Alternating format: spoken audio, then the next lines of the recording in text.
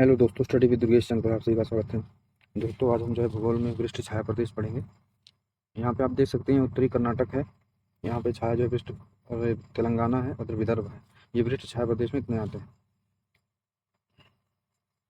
मानसूनी हवाएं, समुद्री हवाएं पर्वत के सामने वाले भाग पर तो खूब वर्षा करती हैं, लेकिन मानसूनी हवाएं पवन विमुख पूर्वी ढाल ढाल पर वर्षा नहीं करती हैं। अतः पवन विमुख ढाल को वृष्ट छाया प्रदेश कहते हैं। उदाहरण: भारत में दक्षिण पश्चिम मानसून की अरब सागर शाखा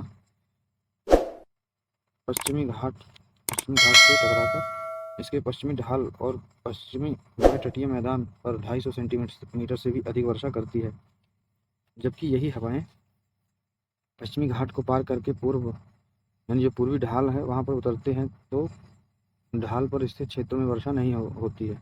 अर्थात पश्चिमी घाट पर्वत का पूर्वी ढाल वृष्ण छाया प्रदेश कहलाता है। इसके दो प्रमुख कारण हैं। पहला कारण है समुद्र से आने वाली समुद्री हवाएं अपने अधिकांश नमी को पवन सम्मुख ढाल पर छोड़ देती हैं, जिसके चलते जब ये हवाएं पवन को पार करके पवन विमुख ढाल पर उतरती हैं तो हवाओं में नमी की मात्रा बहुत ही घट जाती है, जिसके चलते ये हवाएं वर्षा नहीं कर पाती। दूसरा कारण है जब हवाएं पवन सम्मुख को पार करके पवन विमुख ढाल के सहारे नीचे उतरती हैं तो नीचे उतरने वाली हवाओं के तापमान में एडियाबेटिक ताप वृद्धि के कारण ताप वृद्धि हो जाती है और हवाएं गर्म हो जाती हैं। गर्म हवाओं की सापेक्षिक आर्द्रता घट जाती है। अतः इसलिए पवन विमुख ढाल को वृष्ट छाया प्रदेश कहते हैं। उदाहरण के लिए भारत में पश्चिमी घाट पर्वत का पूर्वी ढाल वृष्ट छाया प्रदेश के अंतर्गत आता है। भारत में वृष्ट छाया प्रदेश के अंतर्गत 3 महत्वपूर्ण क्षेत्र आते हैं: महाराष्ट्र का विदर्भ क्षेत्र, तेलंगाना क्षेत्र और उत्तरी कर्नाटक का पठार। इनमें वर्षा नहीं होती है, इसलिए यहाँ पर झाड़ी वाली वनस्पतियाँ या कंटीली वनस्पतियाँ पाई जाती हैं। ठीक इसके पश्चिम में जाने पर पश्चिमी घाट पर्वत पर वर्षा होने के कारण वर्षा वन पाए जाते हैं। आबनूस महोगनी वर्षा वन की वनस्पतियाँ हैं। यह अपनी पत्तियाँ नहीं गिराते हैं, इसलिए इन्हें सदाबहार वन कहते हैं। पुणे वृष्ट छाया प्रदेश का क्षेत्र है। इस प्राकृतिक वनस्पति इसको देखते हैं। भारत में वन वर्षा का अनुसरण करते हैं। भारत में अधिक वर्षा वाले क्षेत्रों में उष्णकटिबंधीय वर्षावन पाए जाते हैं।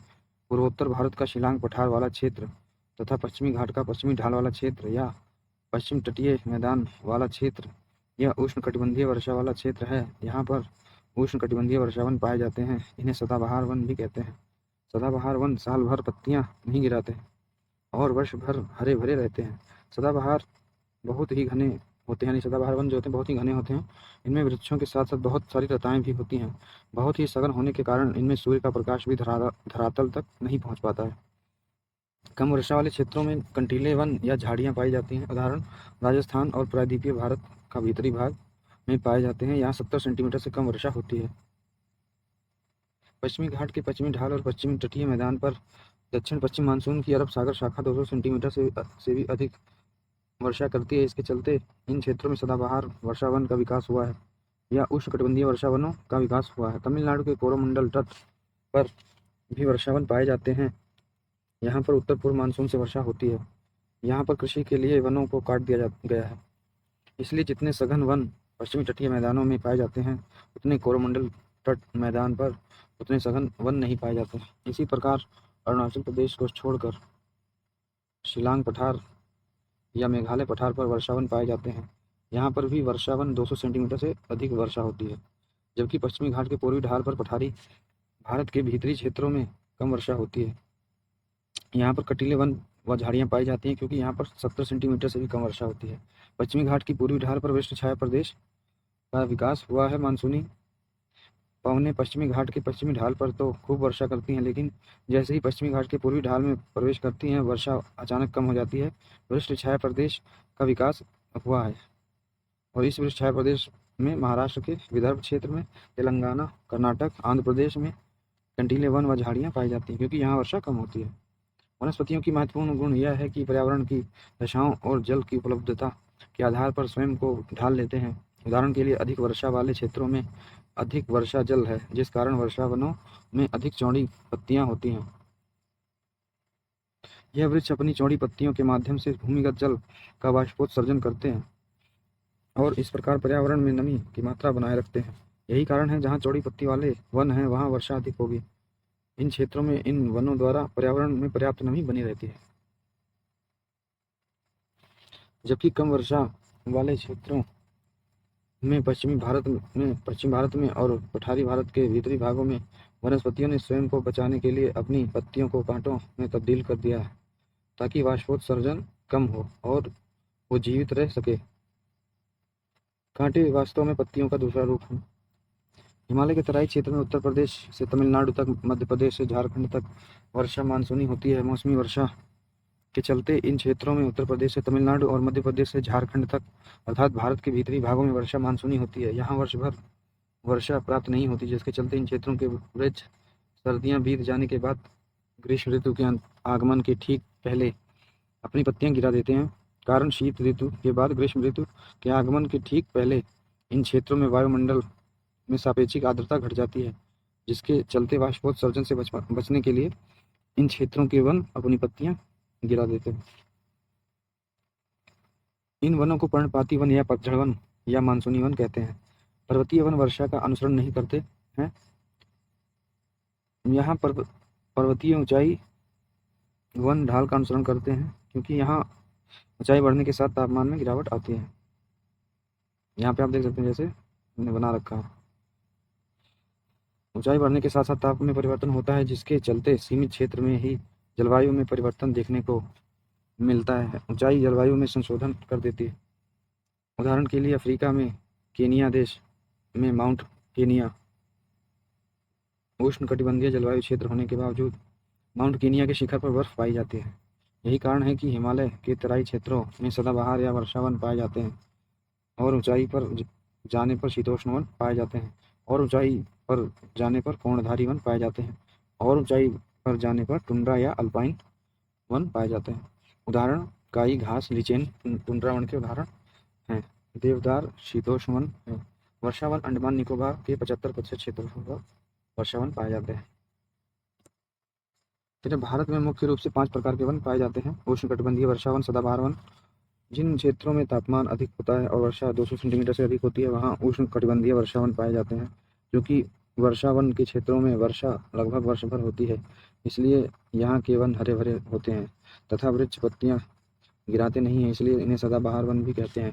सदाबहार वनों की विशेषता है कि इनके वृक्ष बड़े बड़े होते हैं। यहाँ के वृक्षों के नाम आबनूस, एबोनी, महोगनी, रोजवुड, नारियल, ताड़, बांस, रबड़, चिनकोना। यह वृक्ष 4 क्षेत्रों में पाए जाते हैं: पश्चिमी घाट, शिलांग पठार, तराई क्षेत्र हिमालय का तराई क्षेत्र, अंडमान निकोबार द्वीप समूह। अरुणाचल प्रदेश को छोड़कर पूर्वोत्तर भारत में उत्तरी सह्याद्री में वर्षावनों को शोला कहते हैं। उष्णकटिबंधीय वर्षावनों की विशेषताएं।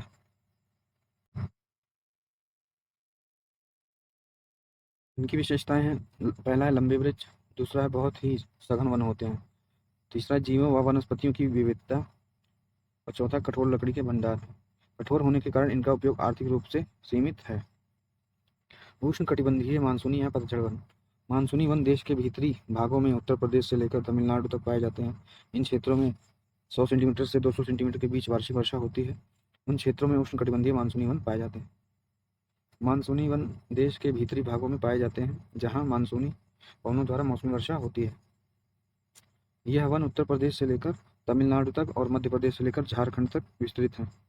देश के सर्वाधिक क्षेत्र पर मानसूनी वन पाए जाते हैं। शीत ऋतु के बाद गर्मी के आगमन के पहले पत्तियां गिरा देते हैं। इसी कारण जो है पतझड़ वन या पर्णपाती वन इन्हें कहते हैं। मानसूनी वन के पेड़ शीशम, साल, सागौन, साखू, आम, आंवला, चंदन। चंदन मुख्य रूप से कर्नाटक और नीलगिरी क्षेत्र में पाए जाते हैं। चंदन मानसूनी वन है। पतझड़ वाले मुख्य रूप से 2 क्षेत्रों में पाए जाते हैं। उत्तर भारत के मैदान, यानी पतझड़ वाले जो वन है वो मुख्य रूप से 2 क्षेत्रों में पाए जाते हैं। उत्तर भारत के मैदान में उत्तर प्रदेश और बिहार में, मध्य प्रदेश से लेकर तमिलनाडु तक पूरे पठारी भारत में, नोट वृक्ष छाया प्रदेश जो है वो इसको छोड़कर। मानसूनी वनों की विशेषताएं, मुलायम लकड़ी के वृक्ष पाए जाते हैं। दूसरा है मुलायम लकड़ी होने के कारण आर्थिक रूप से महत्वपूर्ण है। उदाहरण शीशम, साल, सागौन, साखू इमारत में प्रयोग किए जाते हैं। चंदन का आर्थिक महत्वपूर्ण योगदान है। इन वनों की लकड़ियां मुलायम, मजबूत व टिकाऊ होती हैं। कंटीले वन और झाड़ियाँ भारत में 70 सेंटीमीटर से कम वर्षा वाले क्षेत्रों में पाए जाते हैं। उदाहरण पश्चिम भारत और वृष्ट छाया प्रदेश। चूँकि यहाँ वर्षा कम होती है इसलिए इन वनों में प्रकृति ने कांटे प्रदान कर दिए हैं ताकि वाष्पीकरण कम हो तथा पारिस्थितिकी तंत्र में अपना अस्तित्व बनाए रखें।